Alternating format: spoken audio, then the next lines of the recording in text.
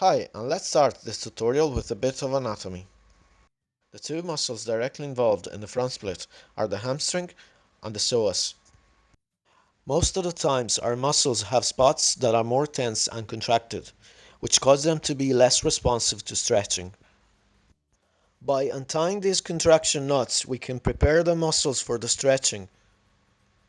To soften the hamstrings, we'll make use of a foam roller.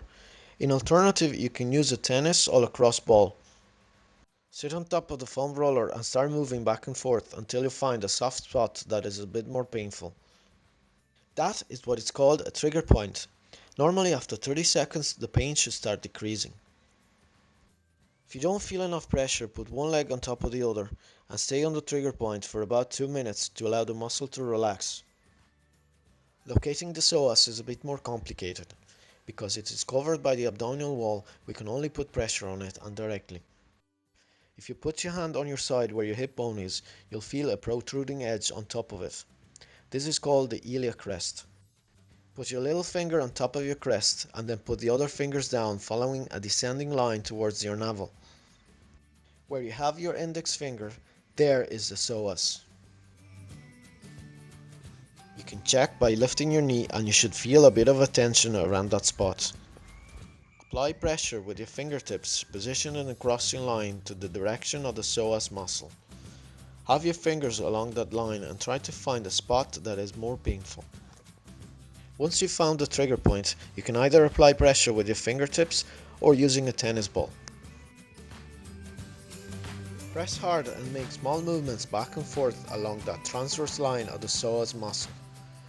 Do this for about 2 minutes.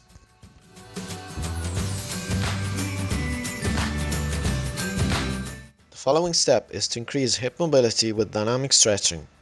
This way we get our muscle more elastic through lengthening and shortening. Start with one foot forward and knee of the back legs touching the ground with both knees at 90 degrees angle. From there, pull your hip back until your cheeks are resting on your back heel and your front leg is completely straight. Then lift your hips and push it forward while raising your chest and twisting it to the outside so it follows the line of the psoas muscle. Repeat 10 times while trying to progressively increase the range of motion. Then switch legs.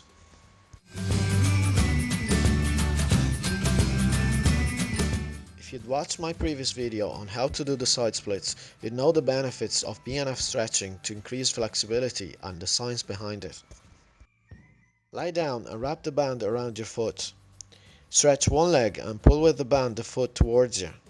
At the same time, you should resist the pulling by applying enough force so the leg doesn't move in either direction. Hold for 5 seconds, then relax the muscles and pull again, allowing the leg to move a little bit further. Hold for another 10 seconds. And repeat the process 3 times, getting your leg closer to your chest.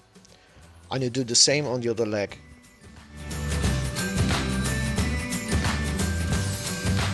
But so as usual, things get more complicated. For this, you'll need a stretcher that is adjustable or a table that is higher than your hips. Fix a strap or elastic band at the bottom of the stretcher and use it as a resistance for your foot. Secure one foot to one end of the elastic band and sit on the edge of the stretcher, then lie down with your legs hanging out. Grab one knee and pull it to your chest. Push your foot against the band for 5 seconds, then relax and stretch the leg trying to get your foot to the ground. Hold for 10 seconds, then repeat the process 3 times and do the same on the other leg. Also, if you want, you can combine the two exercises and stretch the psoas and the hamstring together by using a wristband around the other foot to pull your top leg.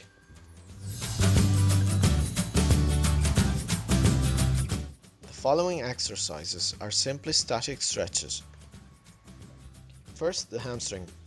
Sit down with one leg straight and the other bent with your foot to the inside of your thigh. Then push your chest forward and down while keeping your back straight. Try to hold the stretch for at least 5 minutes on each side, increasing range of motion slowly and gently. Don't get to the point of pain, but just of a bearable discomfort. For the psoas stretch, get one foot forward and the back knee on the floor. Rest your hands on top of your knee and get your chest down. Then get your chest away from your knee and push your hip forward. Hold for 2 minutes, then repeat again. And do the same on the other leg.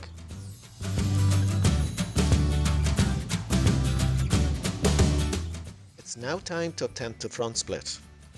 Go down very gradually so to allow your muscle to adapt to the new length. Take into account that it will take about 2 minutes to adapt to changes in length, so every increase in range of motion should be done within this time frame.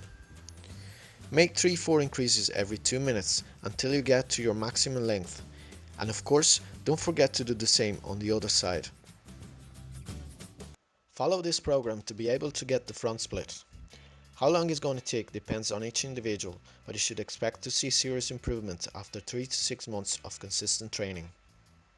Thanks for watching and subscribe to the channel to receive more videos.